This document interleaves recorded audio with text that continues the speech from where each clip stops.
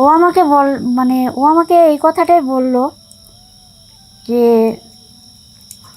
তুই বিয়ে করবি, ভালো কথা, তাতে আমার কোনো আপত্তি নাই, যেহেতু আমার সাথে রিলেশন তুই শেষ করে দিতে চাচ্ছিস, বিয়ে করতে যাচ্ছিস, ঠিক আছে, তাতে আমি বাধা দেব না। কিন্তু তোর যে কিছু ভিডিও ক্লিপস আমার কাছে আছে গোপন, সেটা কি তুই জানিস? আমার তো পুরা পায়ের নিচে যে মাটিটা সরে যাচ্ছে, শুধু একটা কথাই চিন্তা করে যে ভিডিও ক্লিপস আচ্ছা কিসের ভিডিও ক্লিপস বলো তো? কই শোন, তোর আর আমার যে রিলেশনের কিছু ভিডিও ক্লিপস আছে, ফিজিক্যালি যে রিলেশন করছিলি সেটা তোর মনে আছে? হ্যাঁ, সেটা তো আমার মনে আছে, কিন্তু সেইটা আর এটার মধ্যে তফাৎ কি? সেটার মধ্যে আর এটার মধ্যে তফাৎ একটাই, তুই যদি এখন আমার সাথে বেড শেয়ার না করিস তাহলে এই ভিডিও ক্লিপস আমি নেটে ছেড়ে দিব। এটা আপনাকে হুমকি দেয়? হ্যাঁ, তুই বুঝতে পারছিস আমি কি বলতে চাচ্ছি? মানে এটা আপনার বিয়ের কতদিন আগে? মানে আপনার বিয়ে ঠিক হইতেছে বা ঠিক হয়েছে তার কতদিন আগে? এটা বিয়ের 1 মাস আগে আর কি। আচ্ছা, আমার বিয়ের 1 মাস আগে আমার এইসব কথা বলতেছে। জি, পরে আপনি কি করলেন? আমি অনেক অনুরোধ করছি, অনেক হাতে পায়ে ধরছি, অনেক কিছু বলছি, ও আমার একটা কথাও শোনে নাই। ও খালি একটা কথাই বলছে, তুই যদি এখন আমার সাথে বেড শেয়ার না করিস তাহলে আমি এটা ইন্টারনেটে ছেড়ে দেবো। আচ্ছা, তখন আপনারাই বলুন আমার কি করা উচিত ছিল? তখন কোনো কিছু না ভাই বা না চিন্তায় মাথায় নাই না, শুধু একটা চিন্তাই করছি, একটা দিনের তো ব্যাপার বা কিছুটা সময়, এমন তো কিছু হবে না, সামনে যদি আমি ভালো থাকি, আমি সেটাই শুধু চিন্তা করছি। ঠিক আছে, তারপর কি করলেন? কিন্তু এটাই ছিল আমার জীবনের বড় ভুল। ওর সাথে যখন ফার্স্ট টাইম আমি বেড শেয়ার করি, ফার্স্ট টাইম বলতে দ্বিতীয় টাইম আর কি, তখন কোনো সমস্যা হয় নাই। তারপরে আসসালামু আলাইকুম, আমি রূপা, আমি সিরাজগঞ্জ থেকে আসছি। আপনাদের কাছে আসার একটাই কারণ,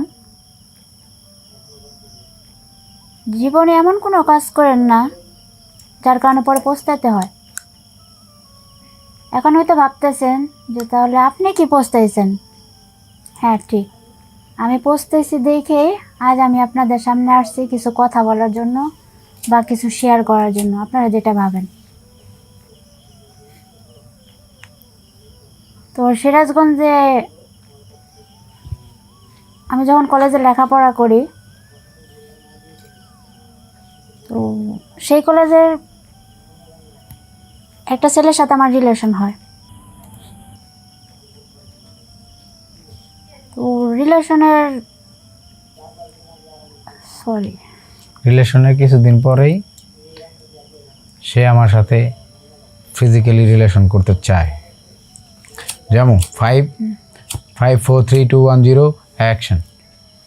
রিলেশনের কিছুদিন পরেই সে ছেলে আমার সাথে ফিজিক্যালি রিলেশনে যেতে চায়। আমি প্রথমে অবশ্য বাধা দেই, কিন্তু তারপরে ভাবি যে না, সারা জীবন তো তার সাথে আমার কাটাতে হবে, একদিন ফিজিক্যালি সম্পর্ক করলে কিছু হবে না। তারপরে মনের ভিতরে একটা ভয় ভয় কাজ করতো, যদি অন্য কিছু হয়ে যায়, হ্যান ত্যান এসব অনেক কিছু। কিন্তু পরে ভাবলাম যে না, কাজটা করলে এমন কোনো ক্ষতি হবে না আমার। পরে কি করলেন আপনারা? পরে একদিন তার সাথে আমি মিট করি এবং তার সাথে আমার ফিজিক্যালি রিলেশন হয়ে যায়। আচ্ছা, তো হয়ে যাওয়ার কিছুদিন পর হঠাৎ করে আমার মা বাবা বলে যে তোর বিয়ের সামনে। কিন্তু আমার কথা হলো বিয়ের সামনে, আমি কিছুই জানি না আর আমার বিয়ের সামনে না। ছেলে ভালো চাকরি করে, সরকারি চাকরি, তোর সুখে রাখবে, কিন্তু আমার তো রিলেশন একটা আছে, আমি কি করে বিয়েটা আমি কন্টিনিউ করব? তো তারপর অনেক কিছু ভাবনা চিন্তা করার পরে আমি বিষয়টা আর কি ওকে জানাই, আমার যার সাথে আর কি রিলেশন ছেলেটির সাথে, তাকে আমি সব বিষয়টা জানাই। সেটা প্রথমে একটু অনেক রাগারাগি করে, ঝগড়াঝাটি করে, অনেক কিছু করে। পরে লাস্ট পর্যায়ে ও আমাকে একটা কল দেয় যে তুই আমার সাথে দেখা কর। কোথায়? অমুক জায়গায়। আচ্ছা ঠিক আছে, আমি আসতেছি। তো মা বাবার চোখের ফাঁকি দিয়া আমি তার কাছে যাই, দেখা করি, কথা বলি। কিন্তু কথা বললে যেটা বুঝলাম আর কি, মানে ও আমার এমন একটা কথা বলছে যে কথাটা ওর মুখে মানায় না। কি এমন কথা বলছে সেটাই আমরা জানতে চাই একটু। ও আমাকে এই কথাটাই বলল যে তুই বিয়ে করি, ভালো কথা, তাতে আমার কোনো আপত্তি নাই, যেহেতু আমার সাথে রিলেশন তুই শেষ করে দিতে চাচ্ছিস, বিয়ে করতে যাচ্ছিস, ঠিক আছে, তাতে আমি বাধা দেব না। কিন্তু তোর যে কিছু ভিডিও ক্লিপস আমার কাছে আছে গোপন, সেটা কি তুই জানিস? আমার তো পুরা মানে পায়ের নিচে যে মাটিটা সরে যাচ্ছে, শুধু একটা কথাই চিন্তা করে যে ভিডিও ক্লিপস মানে। আচ্ছা কিসের ভিডিও ক্লিপস বলো তো? কই শোন, তোর আর আমার যে রিলেশনের কিছু ভিডিও ক্লিপস আছে, ফিজিক্যালি যে রিলেশন করছিলি, সেটা তোর মনে আছে? হ্যাঁ, সেটা তো আমার মনে আছে, কিন্তু সেইটা আর এটার মধ্যে তফাৎ কি? সেটার মধ্যে আর এটার মধ্যে তফাৎ একটাই, তুই যদি এখন আমার সাথে বেড শেয়ার না করিস তাহলে এই ভিডিও ক্লিপস আমি নেটে ছেড়ে দিব। এটা আপনাকে হুমকি দেয়? হ্যাঁ, তুই বুঝতে পারছিস আমি কি বলতে চাচ্ছি? মানে এটা আপনার বিয়ের কতদিন আগে? মানে আপনার বিয়ে ঠিক হইতেছে বা ঠিক হয়েছে তার কতদিন আগে? এটা বিয়ের 1 মাস আগে আর কি। আচ্ছা, আমার বিয়ের 1 মাস আগে আমার এইসব কথা বলতেছে। জি, পরে আপনি কি করলেন? আমি অনেক অনুরোধ করছি, অনেক হাতে পায়ে ধরছি, অনেক কিছু বলছি। ও আমার একটা কথাও শোনা নাই, ও খালি একটা কথাই বলছে, তুই যদি এখন আমার সাথে বেড শেয়ার না করিস তাহলে আমি এটা ইন্টারনেটে ছেড়ে দেবো। আচ্ছা, তখন আপনারাই বলুন আমার কি করা উচিত ছিল? তখন কোনো কিছু না ভয় বা না মানে চিন্তায় মাথায় নাই না, শুধু একটা চিন্তাই করছি, একটা দিনের তো ব্যাপার বা কিছুটা সময়, এমন তো কিছু হবে না, সামনে যদি আমি ভালো থাকি, আমি সেটাই শুধু চিন্তা করছি। ঠিক আছে, তারপর কি করলেন? কিন্তু এটাই ছিল আমার জীবনের বড় ভুল। ওর সাথে যখন ফার্স্ট টাইম আমি মানে বেড শেয়ার করি, মানে ফার্স্ট টাইম বলতে দ্বিতীয় টাইম আর কি, তখন কোনো সমস্যা হয় নাই। তারপরে সেকেন্ড টাইমে যখন আবার বেড শেয়ার করতে যাই, তখন এলাকার কিছু মানুষজন এসে আমাদের ধরে ফেলে। সেকেন্ড টাইম বলতে কি বোঝাতে চাচ্ছেন ঠিক বুঝি না। সেকেন্ড টাইম বলতে আমাদের তো ফার্স্ট টাইম তো রিলেশন তো হয়ে গেছে, রিলেশন হয়েছে, হওয়ার পর আপনাদের সাথে ফিজিক্যাল রিলেশন হয়েছে, সেটার গোপন ভিডিও আছে। হ্যাঁ, ওই ভিডিওটা। আচ্ছা, পরে আপনার সাথে বেড শেয়ার করতে যাচ্ছে, বেড শেয়ার এক মানে ওই দিন করছেন, ওই দিনে কয়বার করছেন, বা একদিন করছেন না আরো পরের দিন করছেন? না না, ওদিনই মানে একবারই হয়েছে। আচ্ছা, তো ওই দিন কোনো প্রবলেম হয় না, না? ওদিন কোনো প্রবলেম হয় নাই। আচ্ছা। দ্বিতীয়বার যখন আবার জোরাজুরি করতেছে, আবার যখন একটু বেশি এটা আর কি বেড়ে যাচ্ছে, তখন আমি ভাবলাম যে না, এটাই তো লাস্ট বলতেছে, আর কখনো কোনো কিছু করবে না, আর ও যে ভিডিও ক্লিপটা সেটা ও ডিলিট করে দেবে। মানে পরবর্তীতে আপনাকে একবার জোর করার পরে, আপনি দেওয়ার পরে আবার সে জোর করছিল? হ্যাঁ, আবার পরের দিন আবার ওই একই কথা বলছে। তো আমি শেষবারের মতো আমাকে ওয়াদাও করছে এবং কি বলছে যে হ্যাঁ, আমি এখনই সেটা ডিলিট করে দেবো, এটাই লাস্ট, তোর সাথে আমার আর কোনো দেখা হবে না, কোনো কথাও হবে না। আচ্ছা আচ্ছা।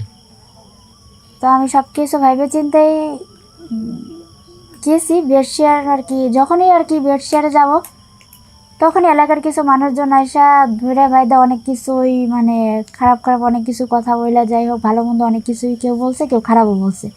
আচ্ছা, বলে সাথে সাথে আমাদের বিয়েটা দিয়ে দিয়েছে। ও আচ্ছা, মানে ওনার সাথে পরে আপনার বিয়ে হলো? হ্যাঁ, আমার ওর সাথে বিয়েটা হয়ে আর গেছে। সরকারি যে চাকরিজীবীর সাথে বিয়ের কথা ছিল ওটা ভেঙে গেল? হ্যাঁ, ওটা আমার সাথে সাথে আমার পরিবার বললে ভুল হবে, ওর পরিবারই আর কি ভেঙে দিছে। আচ্ছা, কারণ যেহেতু দেখছে মেয়ে আরেক জায়গায় চলে গেছে, এই জায়গায় বিয়ে কিভাবে হবে। আচ্ছা আচ্ছা। জি, পরে পরে কি হলো? তো 2-3 দিন ভালোই গেল, সপ্তাহখানেক ভালোই চললো, কিন্তু এরপর থেকে প্রতিনিয়ত মারধর করে, টাকা পয়সা চায়, ও আচ্ছা, নেশার টাকা চাচ্ছে, যৌতুকের টাকা যাচ্ছে, এই টাকা যাচ্ছে, সেই টাকা, মানে ও পারলে আমাকে মেরেই ফেলে। ও আচ্ছা। ওর কথা একটাই, আমার টাকা লাগবে, তুই যে টাকা না দিস তোর এই ভিডিও প্লিজ আমি ইন্টারনেটে ছেড়ে দেবো। ওর এক কথাই বারবার। আচ্ছা এত কিছু হওয়ার পরে ওই এক কথাই ওর কাছে শুধু আসে। আচ্ছা, পরে আপনি কি করলেন? এত কিছু করার পরে নিজেকে আর মানে কষ্টের দিকে না পারাইয়া চাইছিলাম যে বাবা মার কাছে সুখে থাকবো। তো বাধ্য হয়ে বাবা মার কাছেও গেলাম, কিন্তু সেখানে আমার কপালে সুখটা হলো না। কী করে হবে? মেয়ে তো পালাই বিয়ে করছে, আমাদের কথা সে শোনে নাই, অবাধ্য হয়ে গেছে। মানে আমি বলতে চাচ্ছি পালায় বলতে আপনি ফিজিক্যাল রিলেশন করতে গিয়ে ধরা খান। হ্যাঁ সেটা ঠিক আছে, ফিলিংসের ধরা খায়, কিন্তু ওরা তো জানে আমি পালিয়ে গেছি। ও ওরা আচ্ছা তার পুরোটা জানে না। আচ্ছা। ওরা জানে খারাপ কাজ করছে, পালাই গেছে, এটুকু তো জানে। ও কিন্তু আচ্ছা। আসল ঘটনা তো আমার বাবা মা জানে না, বাবা মার পরিবারও জানে না।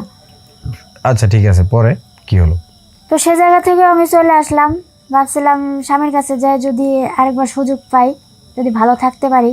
ওর কাছেও গেছিলাম, কিন্তু ও একটা কথাই বলছে যে টাকা আন, আমার কাছে থাকতে পারি। আচ্ছা, পরে?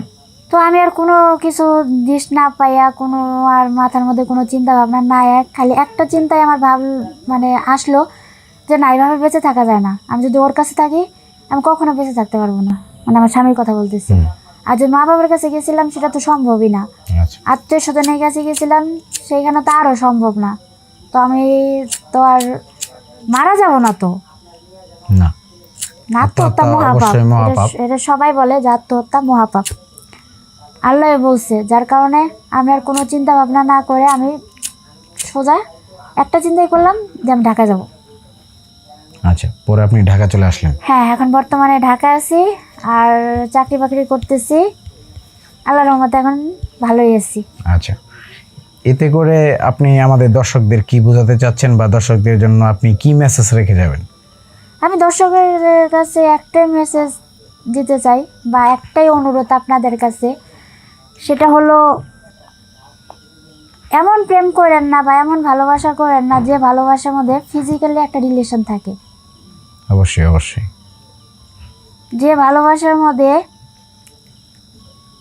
পাপ থাকে, যে ভালোবাসার মধ্যে নোংরামিটা কাজ করে, সে ভালোবাসা ভালোবাসা নয়, এটা শুধুমাত্র একটা শারীরিক সম্পর্ক। তাই এমন আপনারা ভালোবাসা বা এমন প্রেম আপনারা দয়া করে কেউ করবেন না। আমার মতো ভুল কেউ করেন না। ধন্যবাদ।